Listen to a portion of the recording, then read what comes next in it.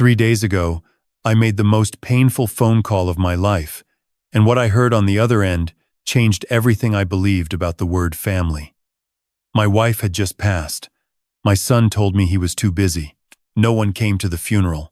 And when the solicitor called me about Dorothy's estate, I finally understood how far ahead she had always been thinking. My name is Harold, and I'm 62 years old. I live in a weatherboard house on the outskirts of Ballarat, Victoria. The same house where Dorothy and I raised our son Ethan, where she grew tomatoes along the back fence every summer, and where she always left the porch light on for me when I worked late. 3 weeks ago, I buried her alone. And I want to tell you what happened after that, because I think some of you might need to hear it. Dorothy had been unwell for about 8 months. Not dramatically, not the kind of illness that announces itself loudly. It crept in quietly, the way she used to describe her own mother's decline. A gradual dimming, like a lamp turned down by degrees. The doctors called it cardiac fibrosis. Her heart was stiffening, they said. I always thought that was wrong. Dorothy's heart was the softest thing I had ever known. In those 8 months, Ethan visited twice. The first time was 6 months before she died, and that visit lasted exactly one afternoon because his wife Renée had booked them tickets to a food and wine festival in the Barossa Valley that weekend, and they simply couldn't rearrange. The second visit was 2 months later. He came alone that time, sat on the couch with his phone in his hand for most of it, and left after dinner saying he had an early start. Dorothy walked him to his car, and I watched from the kitchen window as she stood in the driveway and waved until his taillights disappeared around the corner. She stood there for a moment longer after that, just standing. I didn't say anything when she came back inside. She died on a Wednesday morning in late April. It had been raining since the night before. One of those low, gray Victorian mornings that feels like the sky has pulled a blanket over itself. I was sitting beside her bed when it happened. She had been sleeping for most of the previous 2 days, and then at some point between 6 and 7 in the morning, she simply wasn't breathing anymore. I held her hand for a long time after that. I didn't call anyone straight away. I just sat with her, because I knew that the moment I picked up that phone, everything would begin: the arrangements, the paperwork, the necessary machinery of death, and for a little while longer, I wanted it to just be the two of us. I called Ethan at 9:30. He answered on the third ring, and his voice had that particular tone it always had when I rang, not unkind exactly, but distant, like he was already mentally calculating how long the call would take. "Dad," he said. "Son, I have to tell you something." I stopped, took a breath. "Your mother passed away this morning." The silence that followed felt very long. I could hear background sounds: the hiss of a coffee machine, voices, what sounded like a busy cafe. "Dad," he said finally, "are you sure?" She was. Last time I spoke to her, she seemed... "She's gone, Ethan.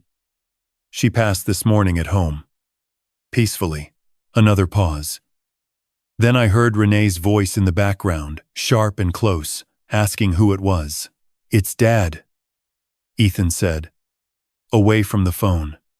Then back to me. "Look, Dad, I'm really sorry. I am. But Renée and I are actually in Sydney this week. We've had this trip planned for months. It's her sister's, there's a whole group of us, and we can't just... I'm not asking you to cancel anything," I said, which wasn't entirely true. "I'll call you tonight," he said. "We'll sort out arrangements when we're back. Mum would understand. She never wanted to be a fuss." He hung up. I sat there in Dorothy's kitchen, the kettle still warm from this morning's cup she hadn't lived to drink, and I thought about that phrase. She never wanted to be a fuss. He had taken the most generous thing about his mother and turned it into a reason not to come home. I called him back that evening. Voicemail. I sent a message the next morning with the funeral date. He read it. I could see the 2 ticks turn blue and didn't reply. The funeral was on a Saturday. I had told the funeral director, a quiet and decent man named Peter, that I wasn't sure how many people to expect. We had lived in Ballarat for 31 years, but Dorothy had been unwell for a while, and people drift, you know. They mean well, but they drift. 12 people came. Our neighbor Judith brought a tin of shortbread.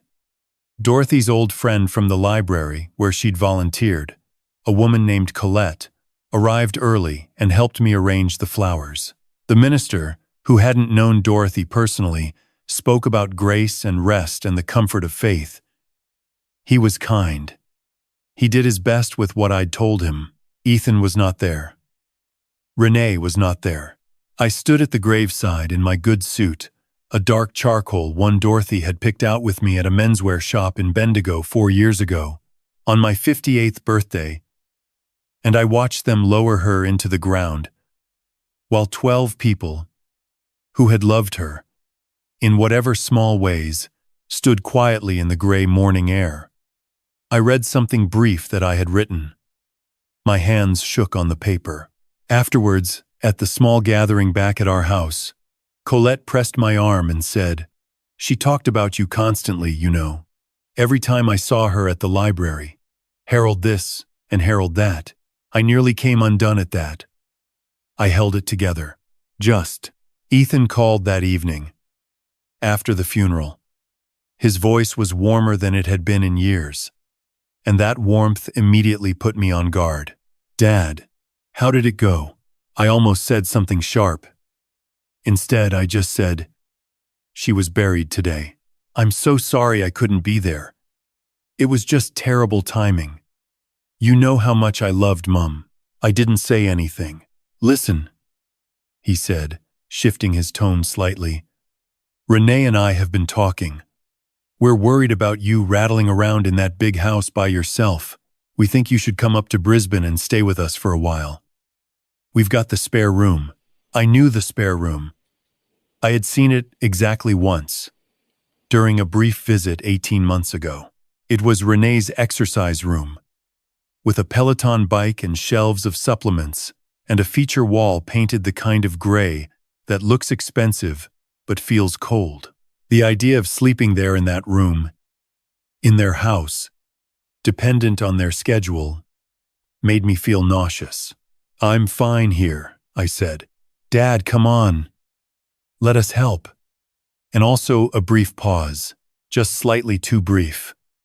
"We want to make sure you're on top of everything. Paperwork-wise. You know how it is when someone passes. There's always more than people expect." There it was. "What kind of paperwork?" I asked. "Oh, you know. Bank accounts, the house, Mum's things. It can all pile up." "Dorothy had a solicitor," I said. "He's handling it." A longer pause this time. "A solicitor? Since when?" "For a while," I said. "I have an appointment with him next week." I heard Renée's voice murmuring something in the background. "Well, look," Ethan said, his tone becoming brisk and slightly more careful.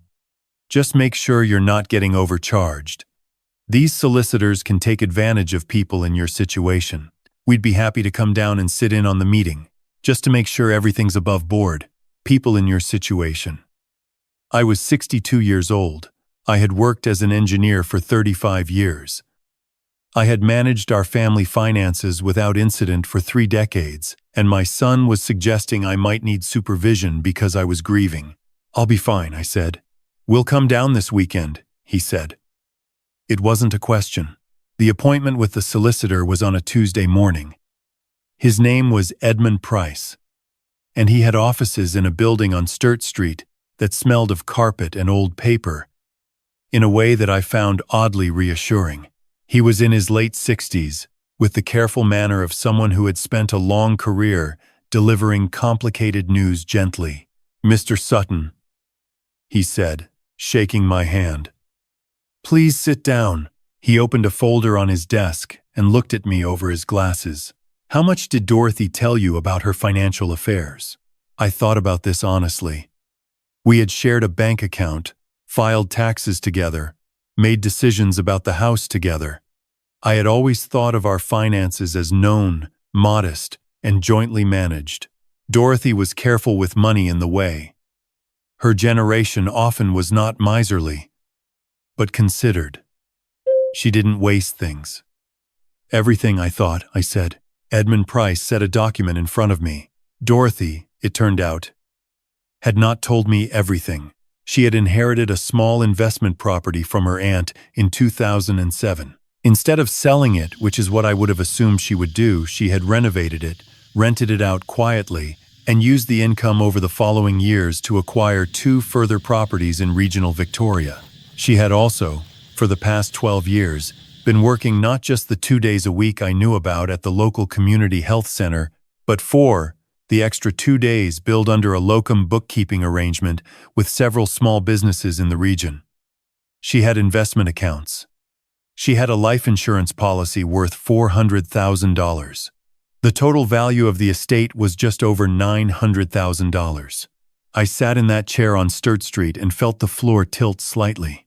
Why didn't she tell me? I asked. And I was surprised by how steady my voice was.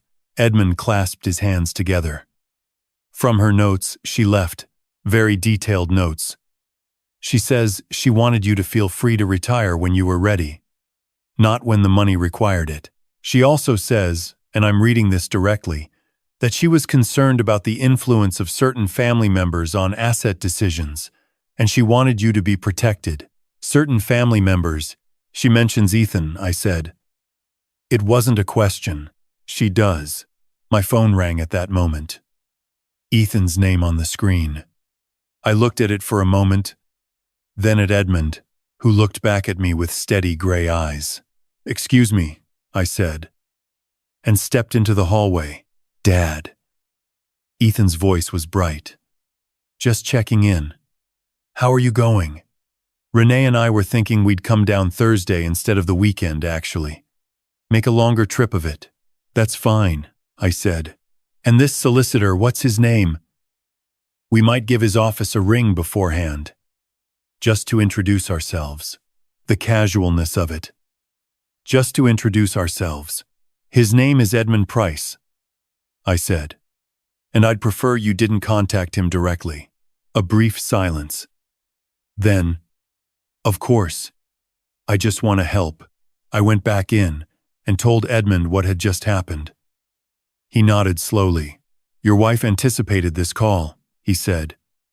He pulled out a second envelope. "She left you a letter." The envelope had my name on it in Dorothy's handwriting. I had to put it down for a moment before I could open it. "My darling Harold, if you're reading this, Edmund has told you about the money. And you're probably sitting there feeling a bit stunned and wondering why I didn't just tell you over dinner one night.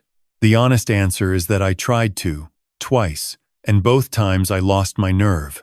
Not because I didn't trust you, you've been the most trustworthy person I've ever known, but because I could see things with Ethan that I was afraid to say out loud. He started asking about our retirement plans about 3 years ago.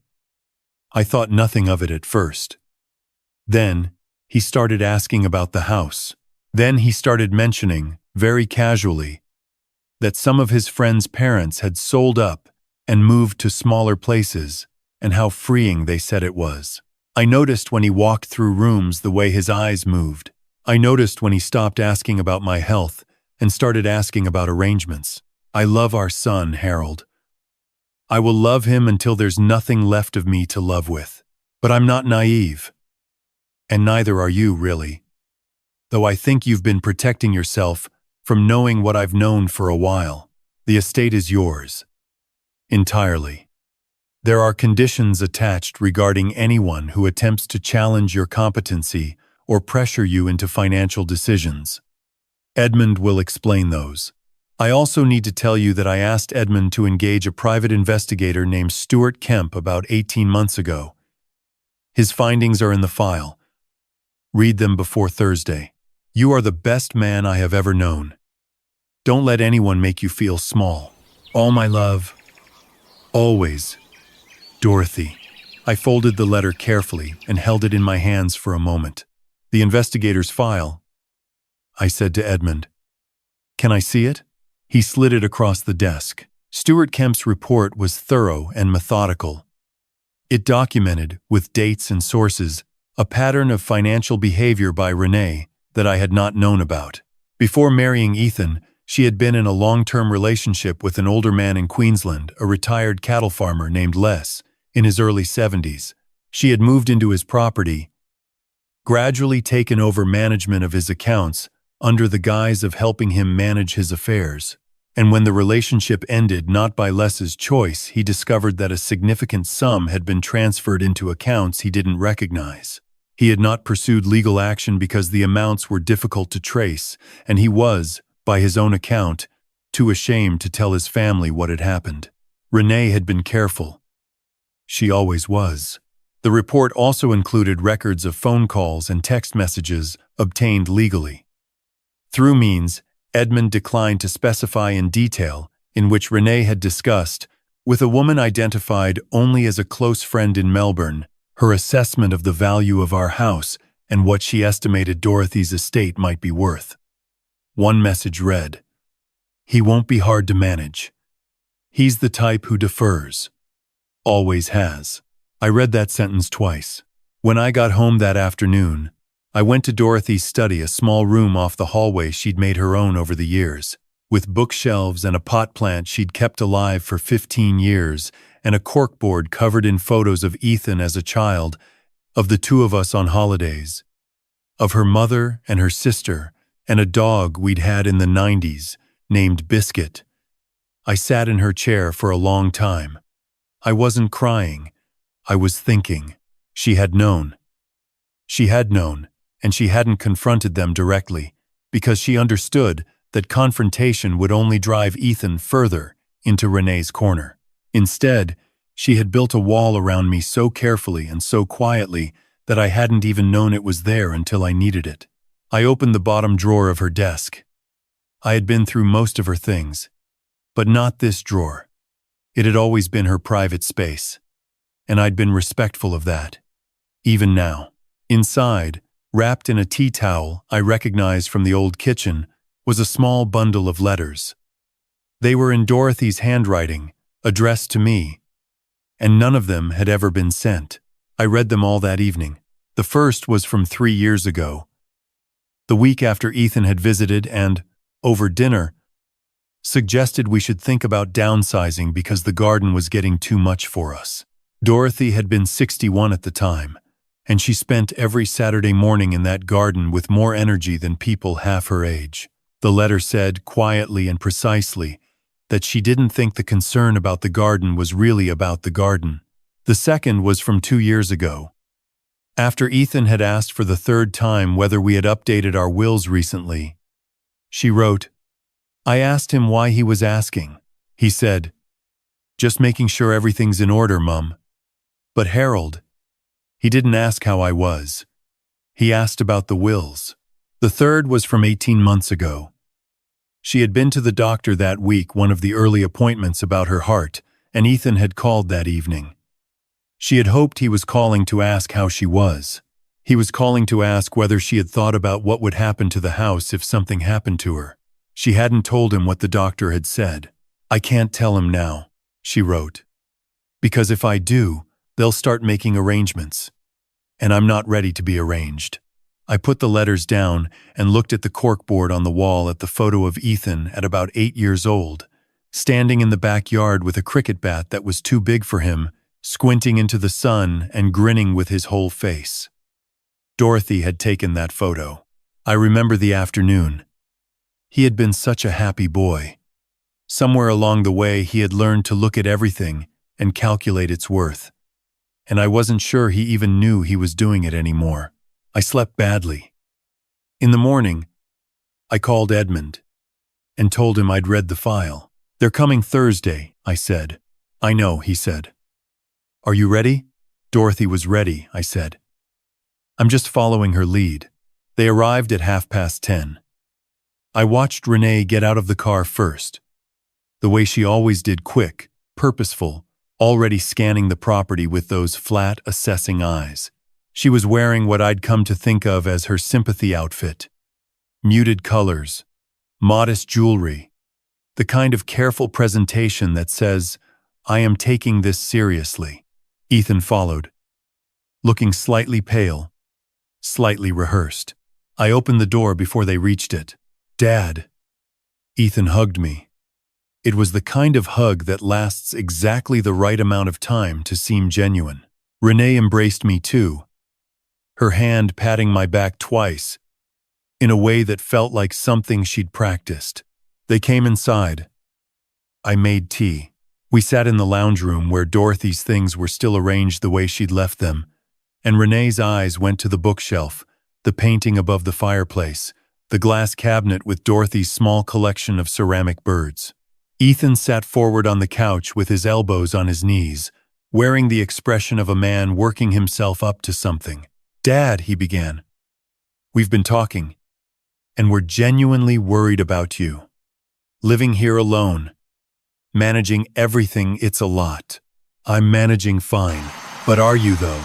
Renée said, her voice gentle. "Grief does things to people, Harold. I've seen it with my own father. You think you're coping, and then one day you realize you haven't been making good decisions for months and you've missed things. Your father," I thought. I'd never heard her mention her father before. "What kind of things do you think I might be missing?" I asked. Ethan leaned further forward. "The financial side of things, mainly. Mum's estate. We don't even really know what's there, Dad. And these solicitors, they charge a fortune. And they don't always act in your best interest. Renée's done a bit of research, and there are actually some really good financial planning services that specialize in." "I'm happy with Edmund Price," I said.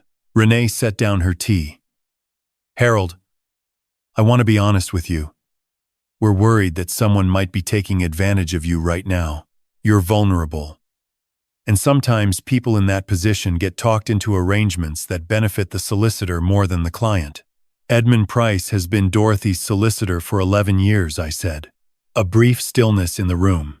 "We didn't know Mum had a solicitor," Ethan said. "There are a few things about your mother you might not have known," I said. Renée's expression shifted very slightly just at the edges, a tightening. She reached into her bag and produced a card. "We've made an appointment for you with a lovely GP in Brisbane who specializes in supporting older adults through bereavement. We thought, while you're staying with us." "I'm not staying with you." "Dad, I'm not staying with you, Ethan. I'm staying here, in my home." Ethan stood up. His voice shifted, dropping the warmth. "Dad, I think you need to hear this. We've spoken to a geriatric specialist, and the things you're describing, the isolation, the refusal to consider alternatives, the distrust of family, these are actually symptoms. We're not trying to take over. We're trying to get you help before things deteriorate." I looked at my son. He was 34 years old. He was standing in the lounge room where he had learned to walk, in the house where his mother had stayed up 3 nights in a row, when he had a bad bout of croup at age 2, where she had packed his school lunches for 12 years and driven him to cricket practice and sat up worrying when he came home late and never once asked for anything in return. And he was telling me that my distrust was a symptom. "I'd like you to leave now," I said. "Dad, Ethan, please." Renée touched his arm. Some communication passed between them. She said, carefully, "Harold, we do care about you. Whatever you think, we do. And we're not going away." That last sentence, it was meant to sound reassuring. It didn't. After they left, I sat in Dorothy's chair in her study and called Edmund. "It's happening the way she said," I told him. "I know," he said. "Stuart rang me an hour ago. They contacted a law firm in Brisbane on Monday about challenging competency. They've moved faster than we expected. What do? We let them," he said. "And then we show them what Dorothy built." On the following Monday, I was in my kitchen at 8 in the morning when 3 vehicles pulled into the driveway. A hire car with Ethan and Renée. A second car with a man in a suit and a younger woman carrying a folder. A third with two people I didn't immediately recognize. Ethan rang the doorbell. When I opened the door, the man in the suit stepped forward. "Mr. Sutton, my name is Andrew Gleason. I'm a solicitor representing your son in a matter concerning your welfare and financial competency. I have here a court order for a formal assessment." He passed me the document. "We also have Dr. Sarah Novak, a geriatric specialist, and a social worker from the department, Mr. Paul Ingram." I looked past him at Ethan, who was standing slightly behind Gleason in a way that suggested he was using the solicitor as a shield. "Is this what you want, Ethan?" I asked. "Tell me yourself." Ethan's jaw worked. Renée's hand was on his arm. "It's for your own good, Dad," he said, and his voice almost broke on it, which was the most honest thing he'd said in a long time. "Come in," I said. For the next 2 hours, I was subjected to what I can only describe as a very polished attempt to make me feel incompetent in my own home. Dr. Novak asked me questions designed to assess disorientation and memory loss. I answered them all clearly and without difficulty. Mr. Ingram walked through the house with a clipboard, noting what he described as safety concerns. A rug in the hallway, a step at the back door. Andrew Gleason sat at the dining table and asked me detailed questions about Dorothy's estate and whether I understood the complexity of managing substantial assets alone at my age. Renée settled herself in the lounge room and did not once look at Dorothy's things with anything other than interest. At approximately 10:30, I excused myself to make a phone call. When I came back to the lounge room, Edmund Price was with me. So was Stuart Kemp, a compact, quiet man in his 50s whom I was meeting for the first time. And behind them, a woman in plain clothes who introduced herself as Detective Senior Constable Faye Connors, from the Financial Crimes Unit of Victoria Police. The atmosphere in the room changed completely. Andrew Gleason looked at Edmund. "Mr. Price, this is unexpected." "I expect it is," Edmund said pleasantly. He opened his briefcase on the coffee table and began to lay out documents. "Detective Connors is here in relation to an ongoing investigation into a pattern of financial exploitation targeting elderly individuals. Part of that investigation relates to conduct by a Ms. Renée Sutton, née Renée Carmody."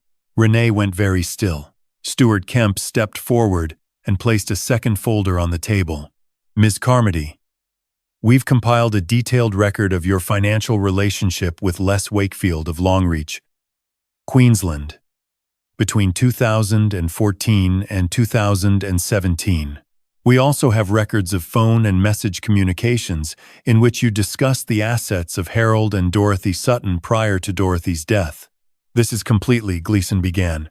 "Mr. Gleason," Detective Connors said quietly, "I'd suggest you take a moment to review what your clients told you about this case before continuing."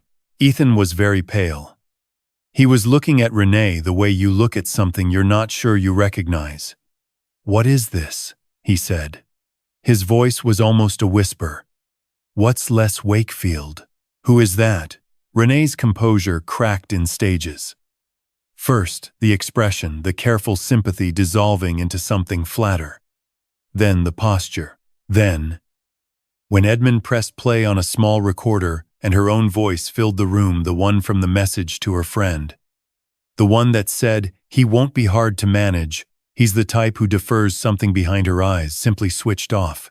"Ethan," she said, "don't listen to this. They've taken things out of context."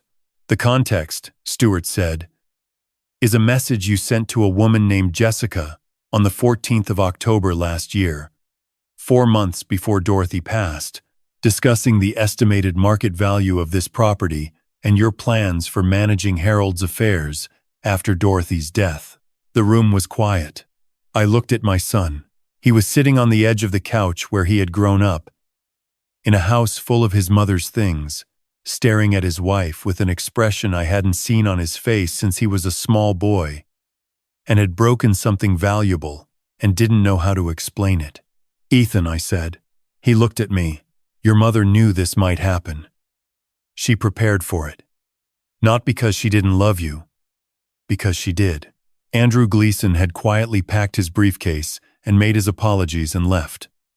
Dr. Novak and Mr. Ingram followed with considerably less composure than they'd arrived with. Renée was asked, formally and politely, to accompany Detective Connors to answer questions. She stood and took her bag and looked at Ethan one more time. And in that moment, stripped of everything calculated, she simply looked like someone who had been caught and knew it. "I do love you," she said to Ethan. Whether she meant it or not, I couldn't say. What I knew was that it wasn't the first time she'd said it under these circumstances. After she left, Ethan and I sat alone in the lounge room for a long time. Outside, the Ballarat afternoon light came through the windows the way it always did at this time of year, catching the dust motes and the edge of Dorothy's ceramic birds on the shelf. "I didn't know," Ethan said. "I know you didn't. I should have. I should have seen it. She was very good at this," I said.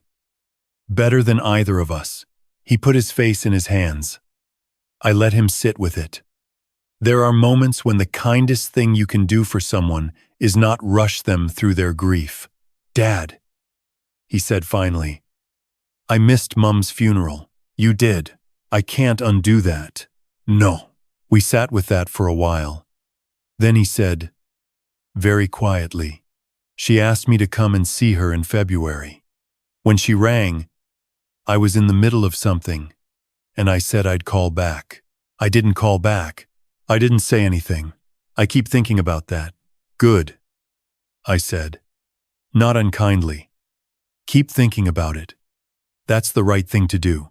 Renée was charged 6 weeks later with financial exploitation and conspiracy. A previous victim in Queensland, Les Wakefield, agreed to provide a formal statement.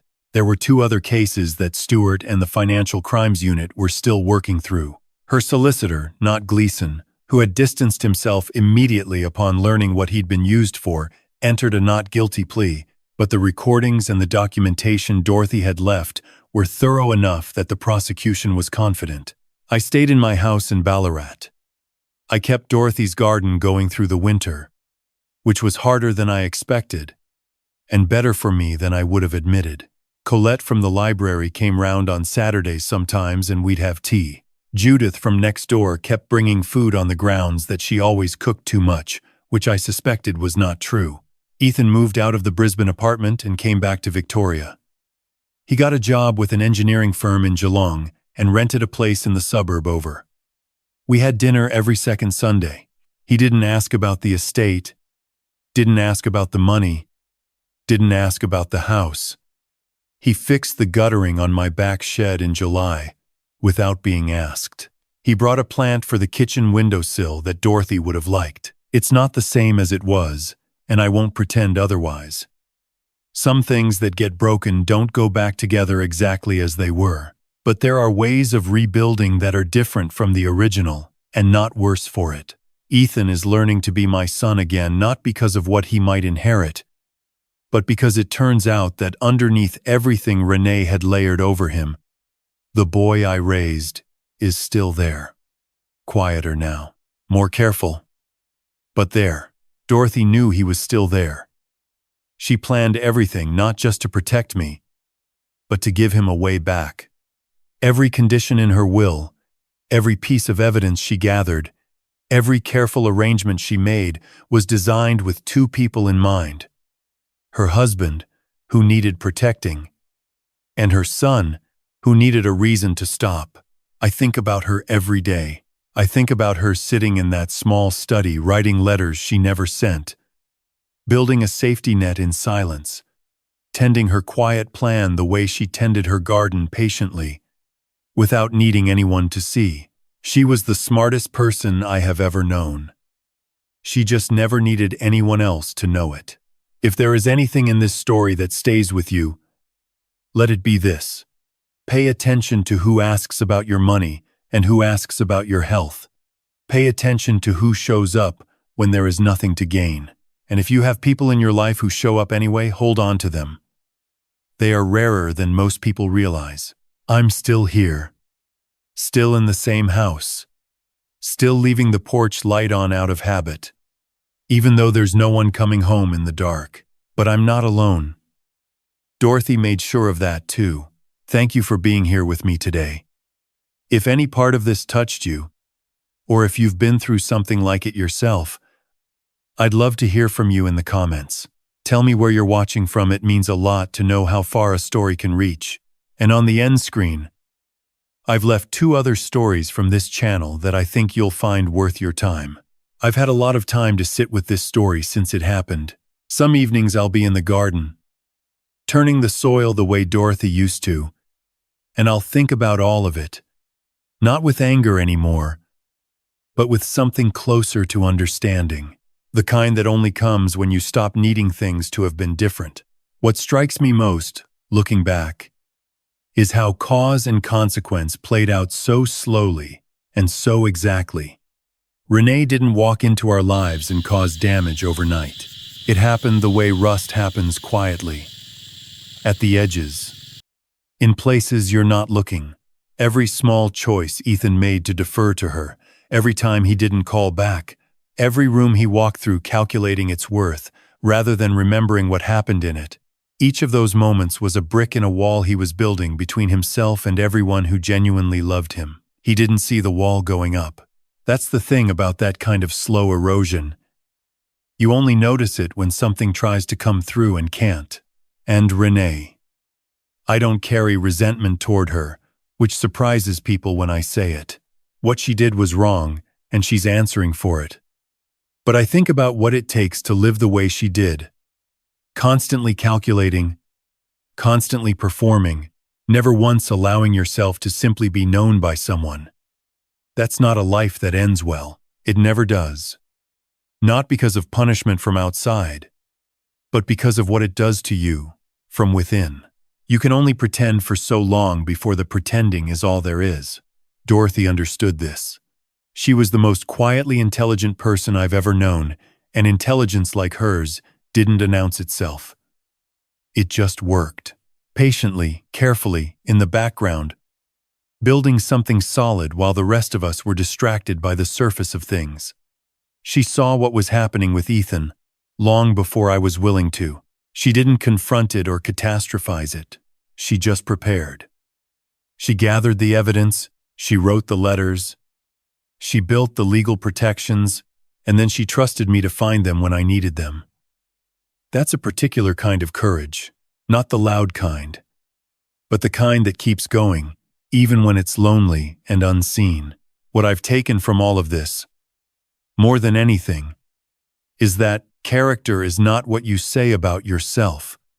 It's what you do when you think no one is paying attention. Ethan thought no one was keeping score of the unreturned calls, the canceled visits, the slow drift away from the parents who had given him everything. Dorothy was keeping score not out of bitterness, but out of love, and out of a clear-eyed understanding of what people are capable of when money enters the picture. I think about the young people in my life sometimes, and I want to say to them, build the kind of character that holds up when it's tested. Not because someone is watching, not because there are consequences, but because the person you become through your small daily choices is the person you'll be stuck with for the rest of your life. Ethan is learning this at 34. It's not too late for him, but it cost him his mother's final months, and that's not a debt you can repay. It's one you carry and let shape you, if you're honest enough to let it. And for those of you who are older, who are perhaps sitting with your own version of this worry, I want you to hear what Dorothy's story told me. Your instincts are worth trusting. The quiet voice that says something isn't right. The small thing you noticed, that you talked yourself out of noticing. Pay attention to it. Protect yourself not out of fear, but out of respect for everything you've built and everything you still deserve. Dorothy left the porch light on for me for 31 years. I'm still leaving it on. Old habits, maybe. Or maybe just a way of honoring someone who always made sure I could find my way home.